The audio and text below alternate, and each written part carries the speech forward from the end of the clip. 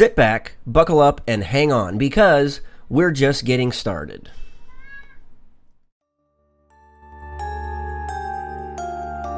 Freedom is never more than one generation away from extinction.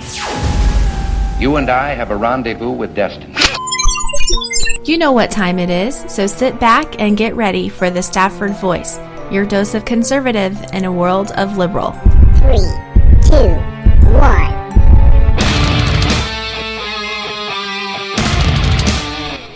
How you doing? I'm your host, Daniel Stafford, and you are listening to the Stafford Voice, where we are conservative in a world of liberal. And look, I want to remind you there are many ways to listen. So, or you could watch, whatever, if you're kind of into that thing. So, set the channel as a favorite, whatever you have to do, so you don't get left behind. Because if for some strange, crazy reason you do miss the show, you can catch the replay.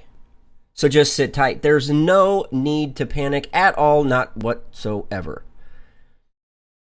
Because I got you. In the case you aren't already following on social media, you can find me over on the Twitters, the Gabs, at Stafford Voice, again on Twitter, or Gab, at Stafford Voice. You can find me over on Facebook, Instagram, any other social site of your choosing. Wherever you are, just search for the Stafford Voice, and, well, we are probably there. Okay? Now, I trust that each one of you had a fantastic Independence Day. We kind of took a few days off to kind of spend some time with the family. Much needed rest and relaxation, if you will. Some kind of reflection as well. Let me say evening to those that are over on the YouTube chats. We got Refill over there. We got Slick. Tina just jumped in. We got Kentucky Ron. Oh, guys, I hope you are having an awesome, awesome day and evening at that. So, look, I kind of want to take things a little different tonight. Calm down. I didn't say anything. You giggled. I'm not allowed to. The missus is in the room, as always. Some of these stories, some of these things that we're going to talk about tonight, will likely get a chuckle or a what the hell from her. I know she's trying to play the innocent card. It's probably not going to work. Okay? So, Alan just jumped in the room. What's up, Al? Also, if you're listening to the show for the first time, or it's been a while, and you don't follow any of these guys in the YouTube chats, if you're on the YouTube and you're one of those active Twitter guys or gals, put in your Twitter handle so people can link up with you. And apparently Slick is not wearing pants tonight. He has moderator duties. I really should have thought about that when I added him as the moderator tonight, but super grateful. He wanted to... super awesome that he wanted to take control of that. Yeah, I don't know. I'm kind of with Ron tonight with that one, TMI. But we want to kind of have some fun tonight. We're not going to talk about Trump. We're not going to talk about the G20 summit. We're not going to talk about Amy Schumer. We're not going to talk about David Letterman. We've got 5, count them, 5 stories that are going to make you think, what the seriously. I mean, I wish I had a mute button, because tonight would be one of those nights. So, without further ado, let's dive into this one with number 5. Number 5 brings us to altered carbon dioxide levels. That's right, we're talking a little bit about climate change. Now, I know we're trying to stay away from a little bit of the whole political thing, but politics gets into everything, and it's even gotten into history and trying to explain this crap, okay? So apparently there was a study that was published online earlier this year, roughly, they say, January 20th, in a journal called the Holocene, or however the hell you pronounce it, where they are trying to say that the Mongol invasion of Asia in the 1200s took enough carbon dioxide out of the atmosphere to offset a year's worth of the world's gasoline demand today. That's right. We're pinning global warming on something that has to do with the Mongol invasion back in the 1200s? What? Okay, so here's what their study looked at. They looked at land use and carbon dioxide in the atmosphere between... I can't make this stuff up. And these people got paid for this study. Serious? Yes! We should be getting paid to talk about this crap. More on that one later. Okay, so looked at land use, carbon dioxide in the atmosphere between the years 800 and 1850. Globally, at the time, humans were cutting down forests for agriculture, driving carbon into the atmosphere. Vegetation stores carbon, so trees and shrubs are what scientists call carbon sinks. But in some regions during certain times, wars and plagues culled the population, disrupting agriculture and allowing forests to regrow. The question, said Julia Pongratz, a postdoctoral researcher at the Carnegie Institution's Department for Global Ecology at Stanford University. That's a flippin' mouthful. BS, if you ask me. That's a whole big title for somebody that's getting paid to study crap. Was whether this regrowth could have locked up enough carbon to make a difference in global atmospheric carbon dioxide.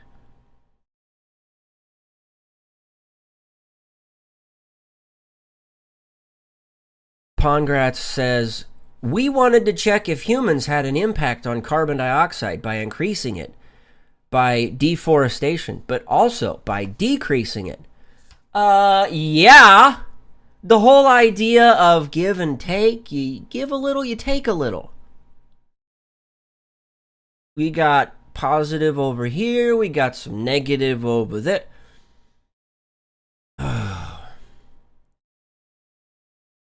Model the effect of, so they did a detailed reconstruction. Wait a minute. Rick's in the room too? Oh my, okay. Guys, I gotta be on my best behavior. Rick's in the room. Rick's in the chat room. Rick's in the chat room. Okay. Woosa.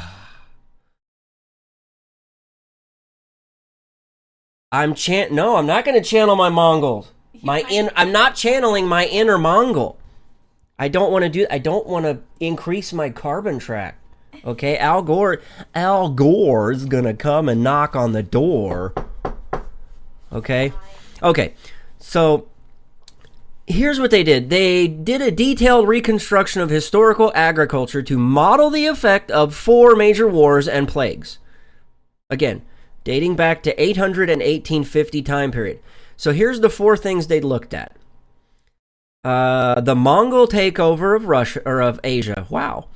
The Black Death in Europe, the conquest of the Americas, and the fall of the Ming Dynasty in China.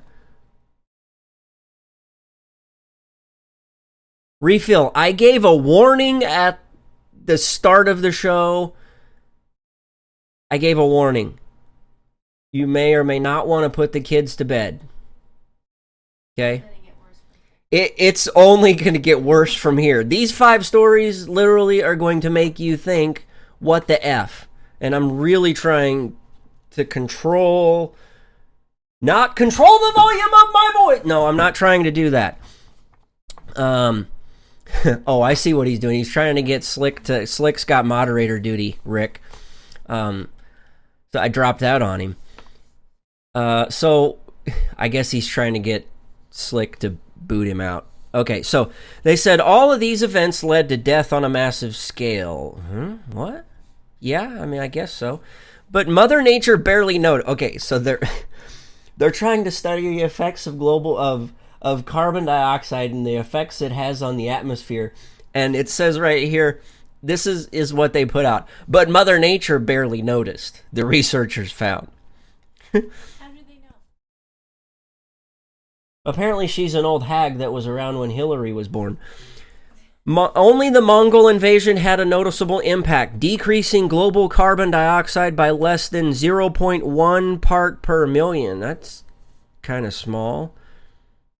Anyway, the effect of all of the events was so small or non-existent. That was according to Pongratz. Yes, I gave Slick the banhammer. And he's not afraid to use it. Okay. This whole idea that it's the Mongols' fault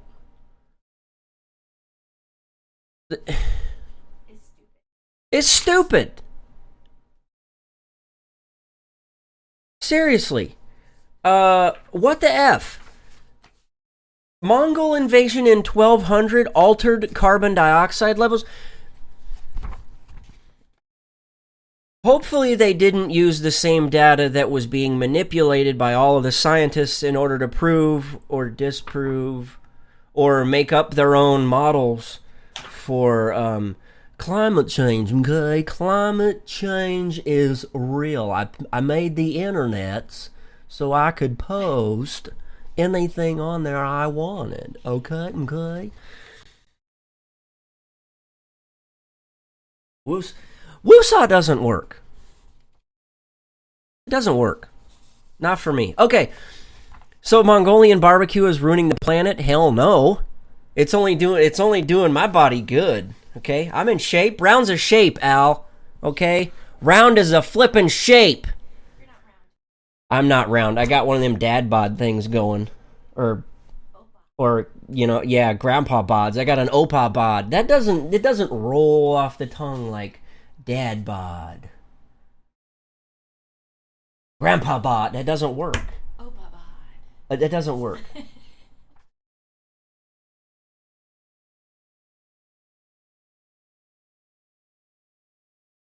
We got to get on with number 4.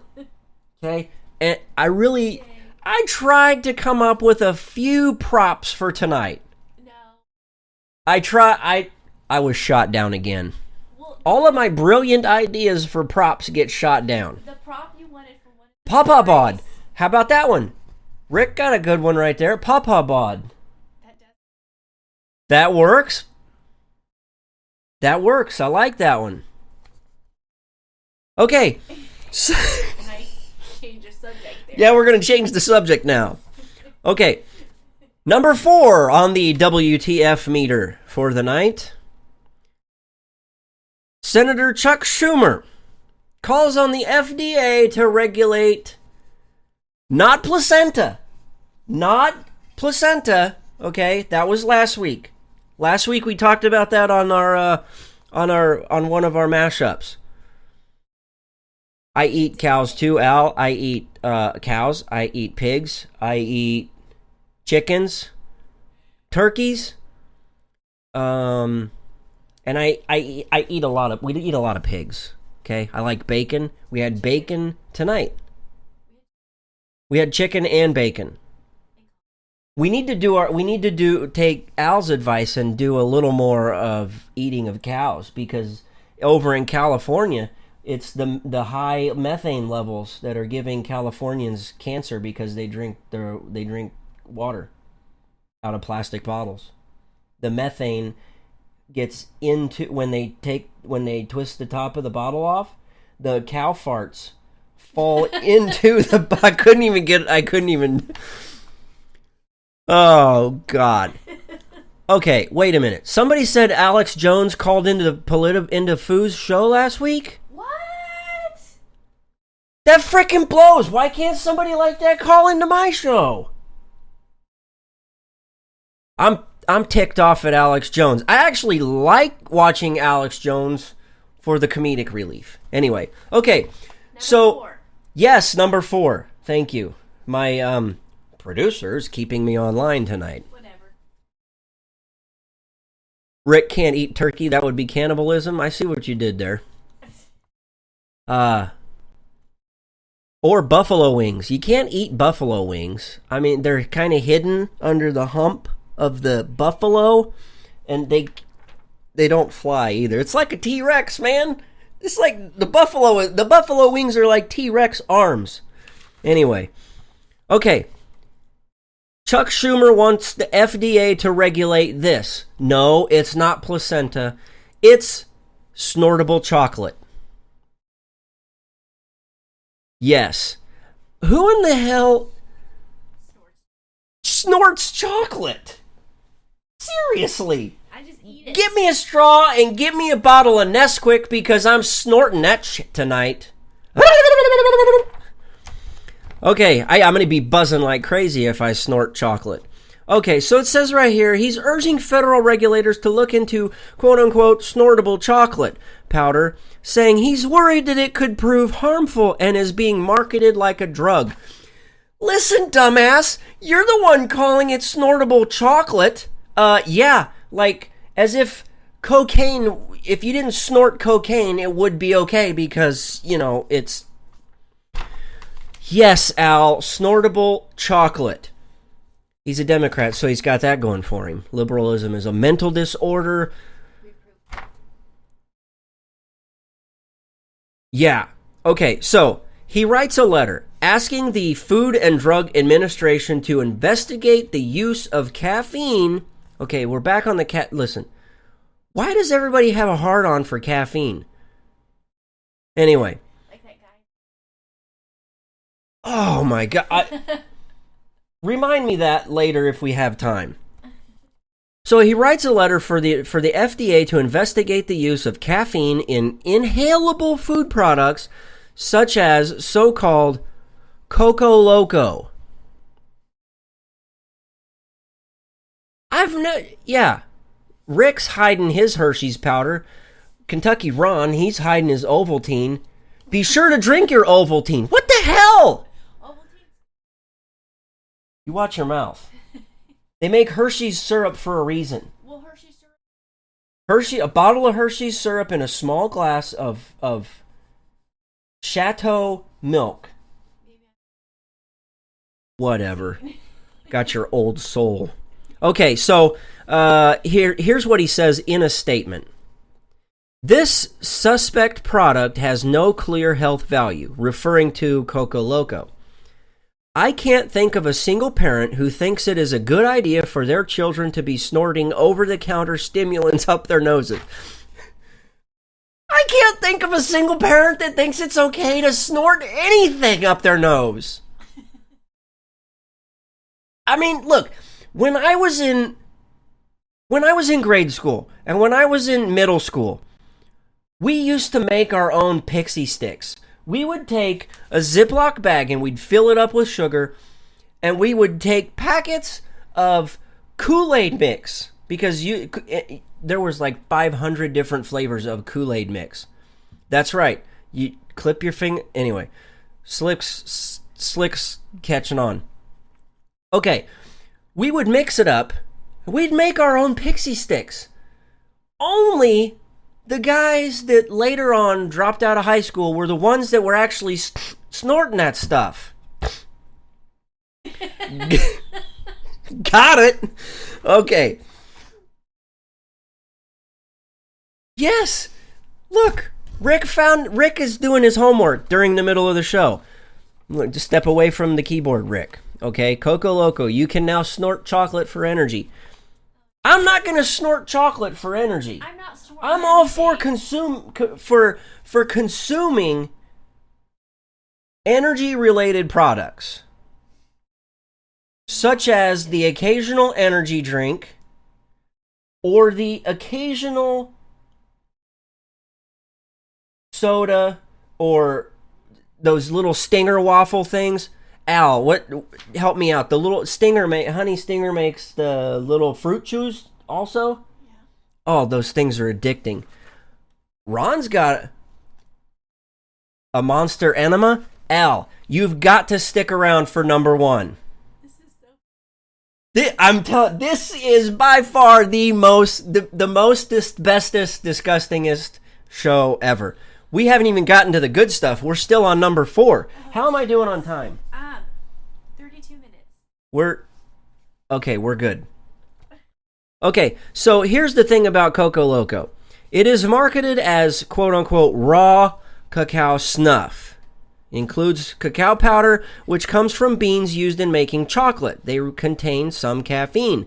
The manufacturer, Legal Lean Company, doesn't detail other ingredients online, but according to news reports, Coco Loco also includes common energy drink ingredients. Refill likes to smash up Viagra and snort it. Makes his brain grow. You know, I hear that with that stuff you can finally get it over the counter. But you've only got to take 2 of them. Yep.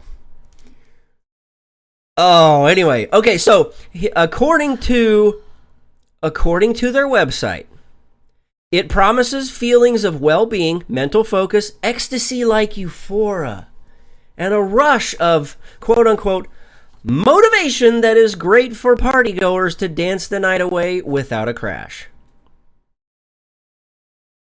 Obviously, it notes that the claims haven't been vetted by the FDA. Founder Nick Anderson has said he didn't consult any medical professionals, but believes Coco Loco is safe. And then he goes on to say, Al says he smokes Lucky Charms.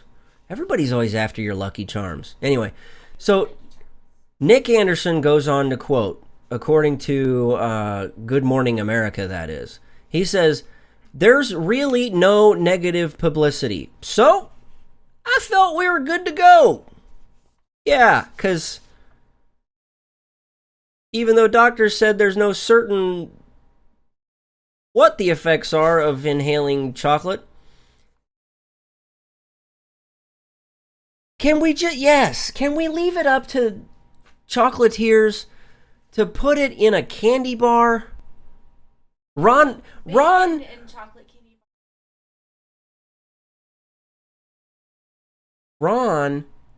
wants to grind up his Count Chocula. Ron has gone off the deep end. Wants to grind up his Count Chocula.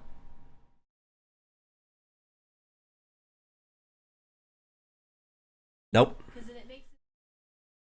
Alan says you could. The best thing ever would be if you're a child.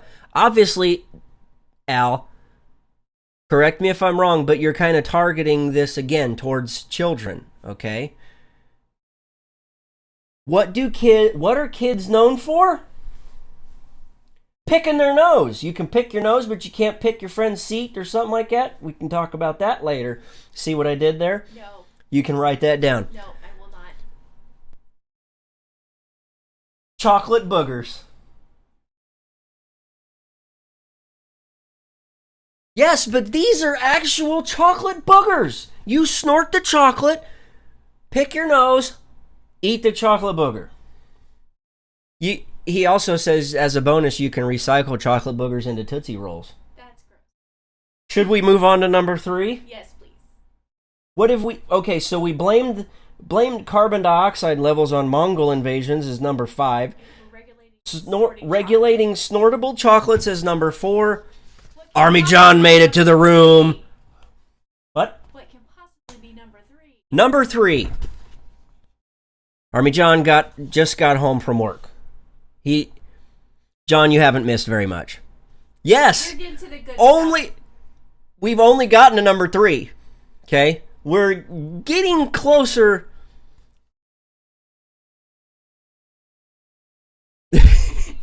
No, if anything, please share this show because it's going to be a while before you get another one like it. Anyway, okay. Question. If Bruce Jenner was never a he and always a she, who won the men's Olympic gold in 1976?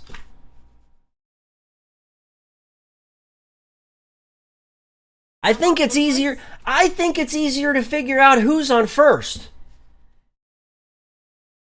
than to try and figure out if he was a he, then he was a he, but if he was always a she, then she was he, and thank God that somebody invented the she-we.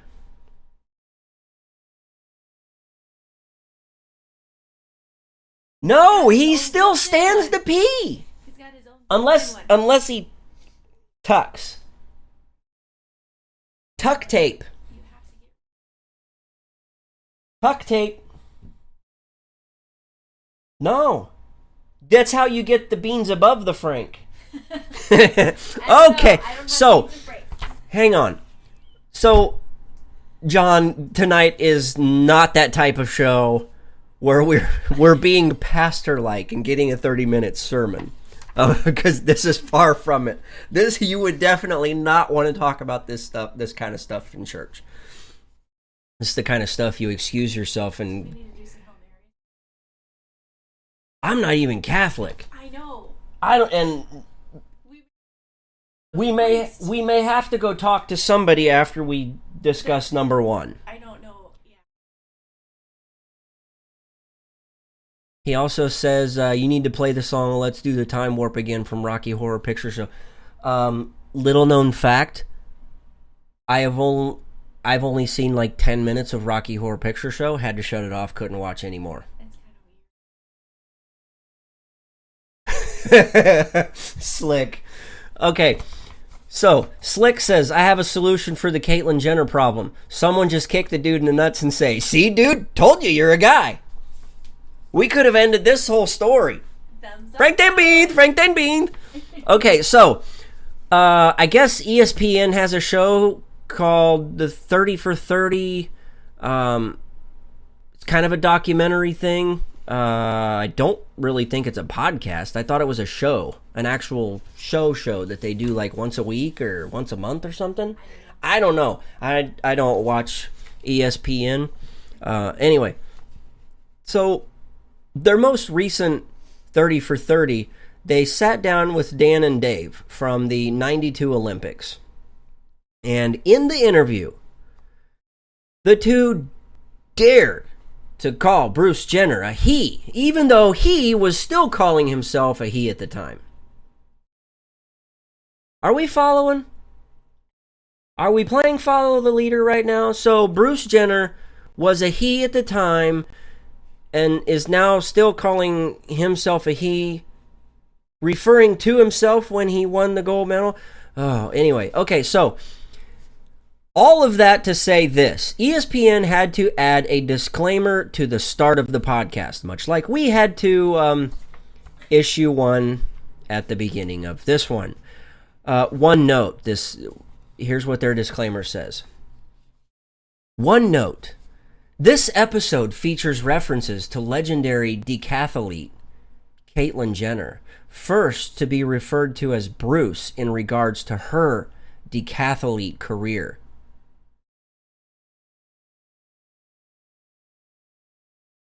Hey, dumbass! If I remember correctly, when Bruce Jenner crossed the finish line, his Christmas balls were a-swinging from the tree.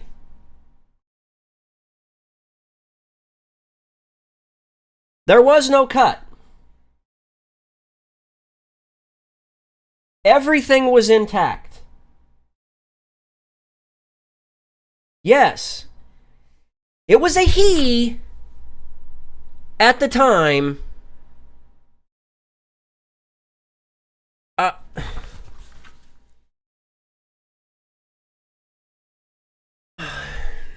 I think so, because if we go on any longer, one of us is going to forget where we're at, because it could have been a he when it was a she which would make it a he-she, but if it was a she at the time it was a he, then it would be a he-she or a she-he?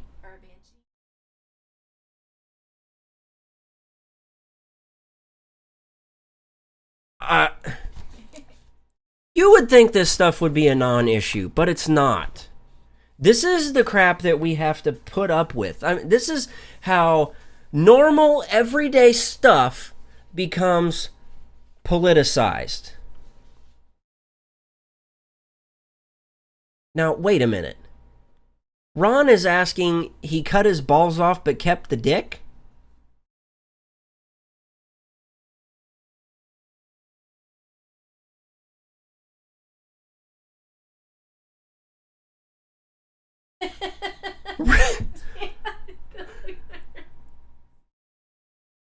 I'm still trying to process. Oh my gosh. Oh. Okay, I'm moving on. I'm not dwelling on that one any longer. Because Rick says probably looked a bit like the Charlie Brown Christmas tree, but yeah.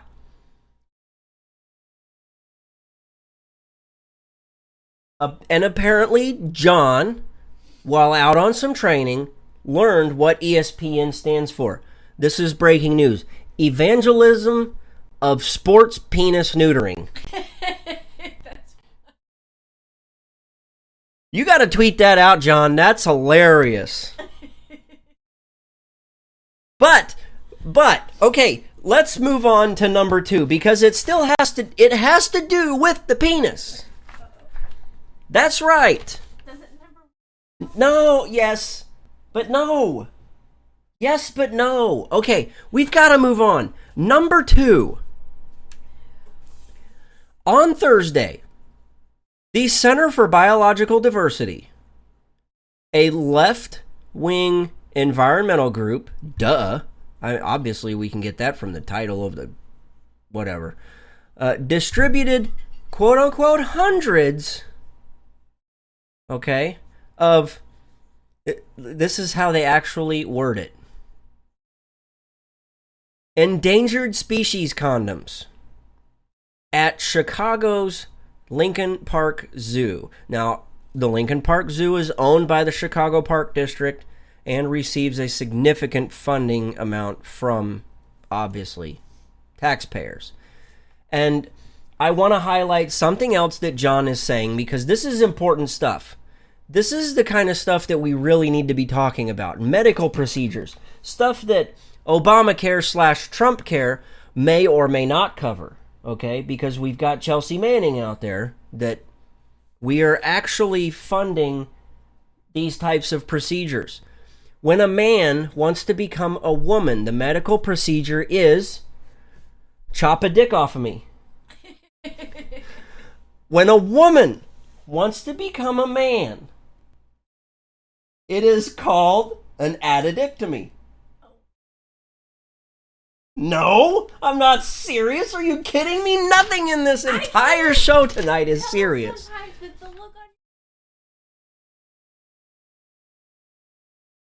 Anyway, not to be fooled, okay? The condoms were distributed as part of the zoo's monthly Adults Night Out event and were paid for by the Center for Biological Diversity's. Get this. This is what they call this. Endangered Species Condoms Project. Nope. Nothing else came up. Okay, according to the project's website, and John, I'm sorry, I don't think it's anything on our end. My feed, let me check and see. Nope, looks good on my end. Okay, here's what I'm going to ask you guys. When you guys hear the rest of this story, I'm going to ask you guys something, and I want this to trend on Twitter because I think this would absolutely be hilarious. I'm going to leave you guys up to the hashtag that you come up with. Okay, and maybe later we can talk about hash marks. Okay, so according to the ESC's project website, the packaging of the condoms was designed to raise awareness about the relationship between population growth and the survival of animals. Huh? In addition to providing colorful artwork of endangered animals, the condom packaging includes short slogans. I see what they did there. Short slogans to discourage having children. Maybe this was kind of... Maybe they got some funding from Planned Parenthood. I don't know. Okay, so here's what they did. Here's what some of these slogans say. I don't know. Maybe you guys could come up with like hashtag slogan a condom or something like that, or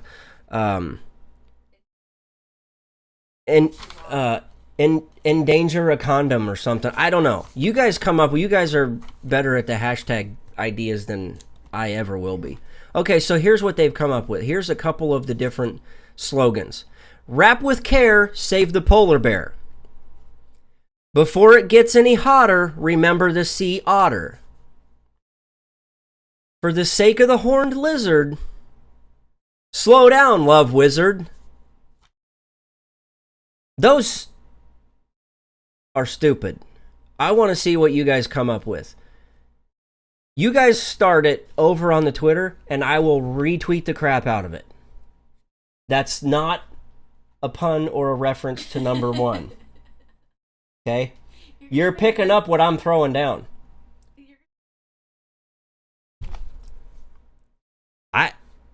So, you guys can trend it on Twitter. I don't want any credit or anything. I want to see it. I want to see what you guys come up with. Okay, so they go on to say that the CBD hopes through its efforts people will have fewer children or no children at all. Again, I think they're kind of sponsored by Planned Parenthood here. To help endangered species. Quote, our runaway population growth is too often ignored by the public, the media, and even the environmental movement. Endangered species condoms offer a fun, unique way to break through the taboo and get people talking about the link between human population growth and the wildlife extinction crisis. In a press release for the event, this stuff, you cannot make this stuff up.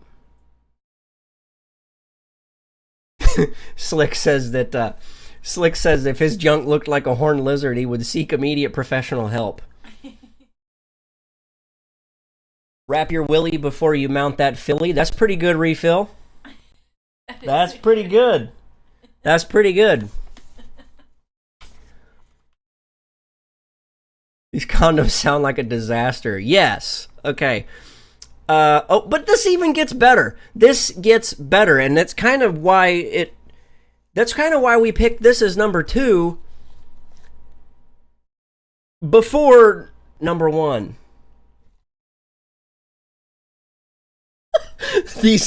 They're writing themselves. You guys are right on the edge of their seats. Okay, so I gotta get through what they're in this press release.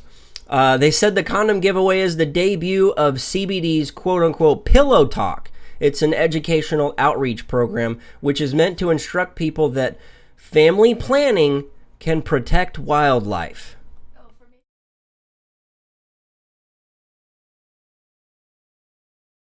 Yeah, because everybody wants to talk about a giraffe while they're trying to get laid. Nobody wants to talk about a flippin' tortoise. Or an elephant. Okay? Nobody wants to talk about bears or monkeys when they're having sex. It's just not a talking subject. It's not. No.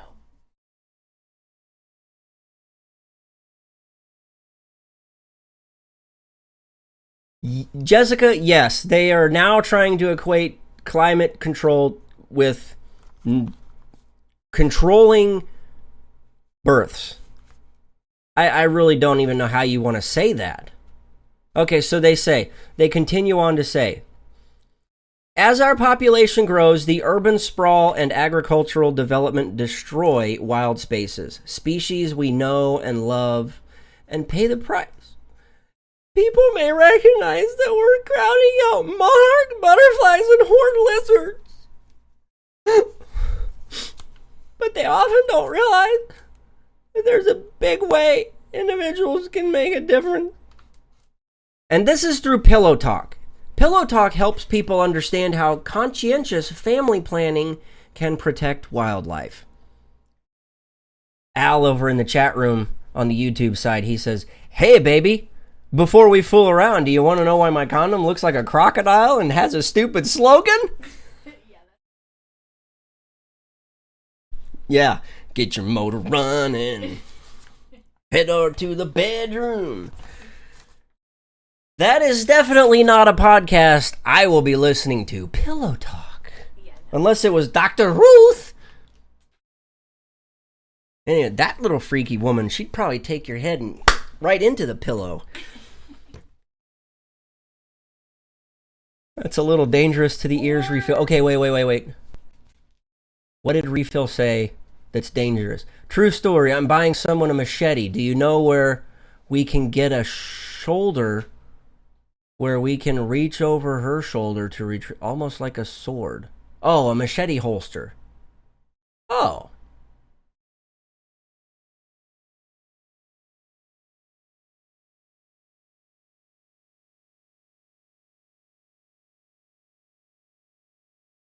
I really don't...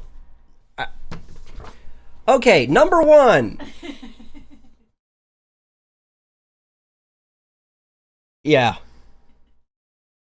Some could actually think of this as number two, but who does number two work for?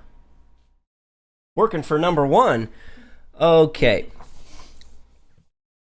Number one. Oh, Refill didn't want that to make it to the show. It's Shop Talk. Speaking of Shop Talk, this is Shop Talk.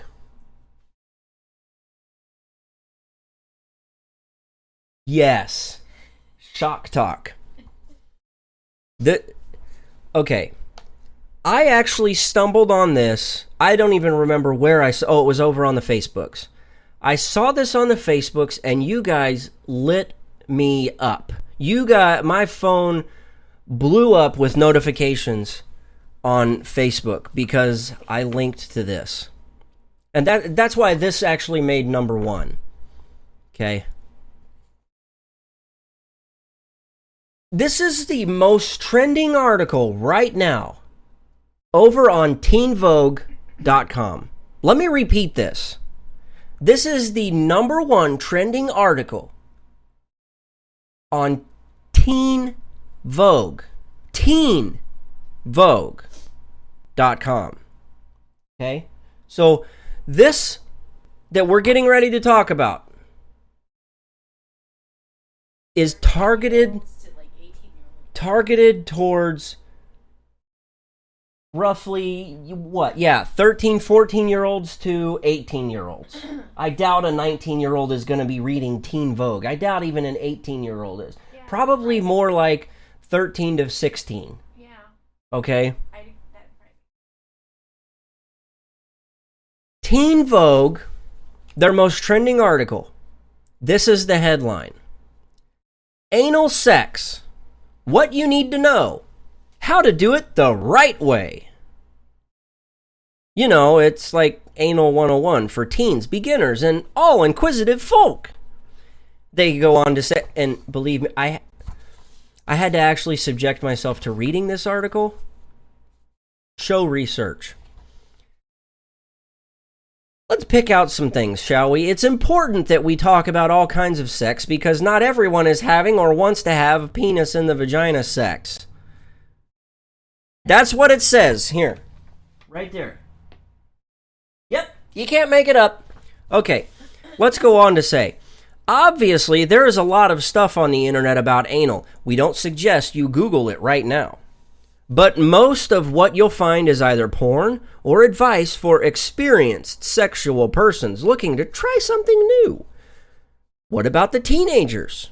What about LGBTQMNOP? Young people who need to know about this for their sexual health.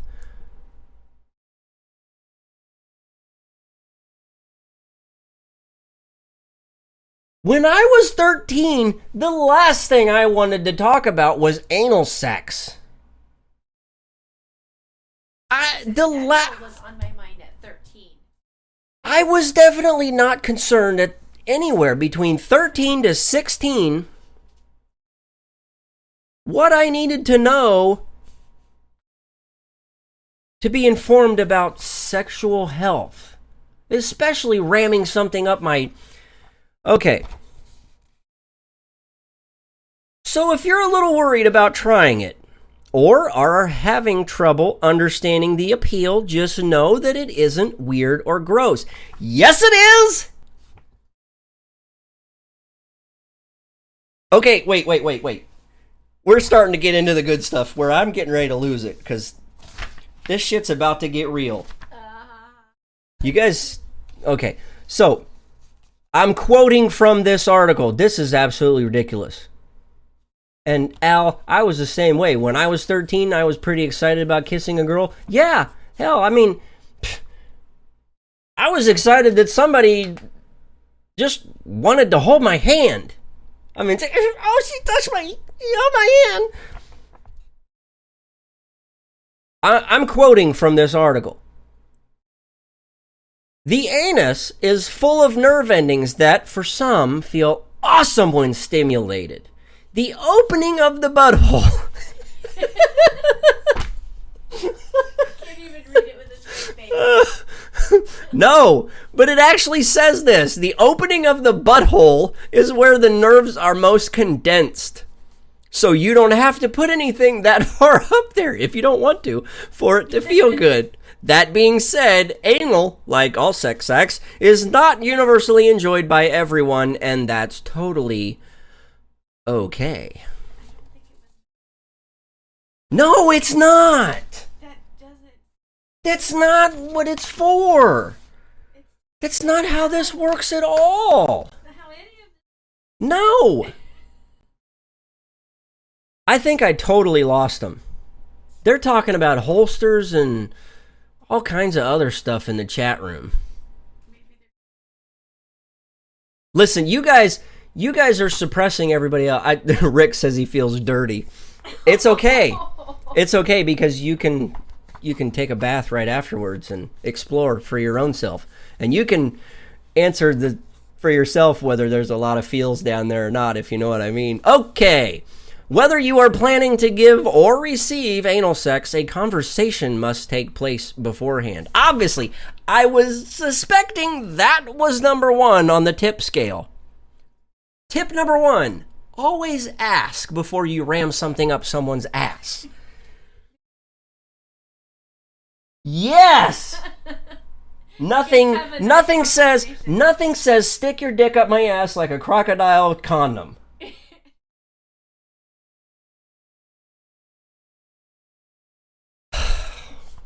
Okay, then let's move on to step number 2. Start slow, okay? Never put any toy up your butt that does not have a flared base. You do not want to lose anything up there. This rectum is expansive. No, you just cannot poop it out. Oh my god. 4 minutes for the rest of the night? Yeah. Bull. Okay, we got to get through this. Okay, the next thing, because apparently you cannot just poop it out. Lube is absolutely required, as are condoms. There is no risk of pregnancy during anal sex. Really? That's what it says. It also says, when in doubt, go for a water-based, unscented, unflavored lubricant. She's getting all choked up over here.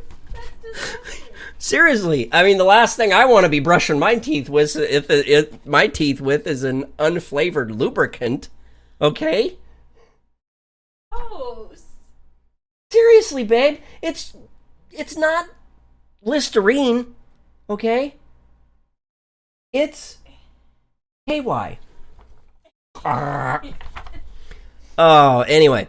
So they go on to say, if you're unsure about the lube you're using. This goes without saying, but you absolutely must use protection every single time you engage in anal sex. Condoms are not optional, they are mandatory. Please protect yourself.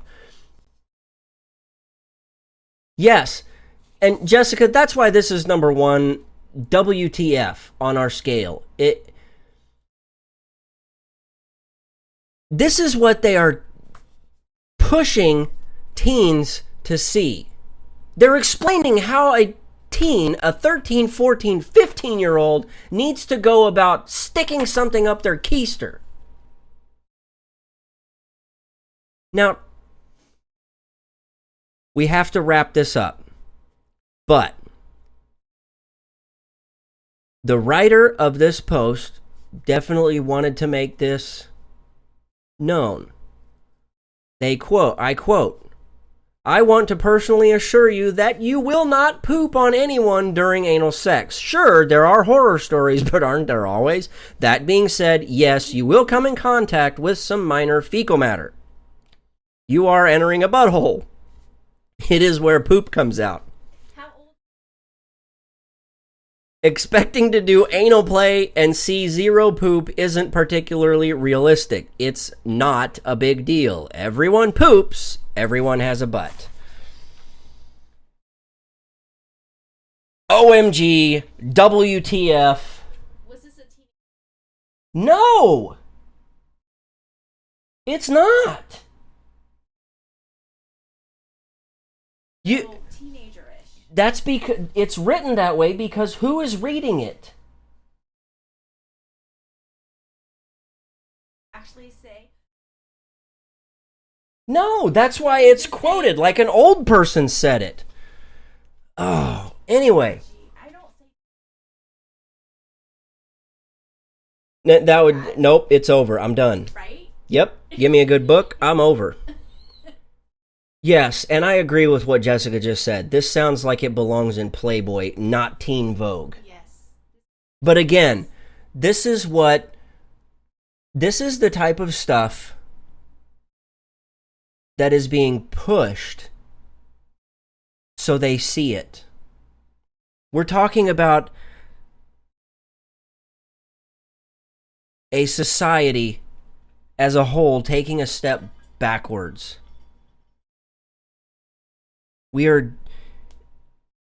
I'm not even going to go there. I'm not going there. How much time do we have? We got 20 seconds before the thing goes off. Okay, so we're going to wrap up this portion of the show. I will end on time if that's what you're worried about. But if you also want to stick around for the... if you want to stick around for Profiles in History, please stay tuned for the After the Show, and that's when we'll cover Profiles in History. How about that? I at least owe that to you guys. And that sound that you heard is the sound telling us that is all the time we have for this week. God willing, right there. God willing, the Stafford Voice will be back next week. You can follow me over on Twitter or Gab at Stafford Voice. You can look me up on Facebook as well by looking for the Stafford Voice. Email your questions, comments, concerns, or anything else that you think is worthy of making it to the show to thestaffordvoice@gmail.com. Again, that's thestaffordvoice@gmail.com. I want to thank you so much for your time. And until next week, thanks and God bless.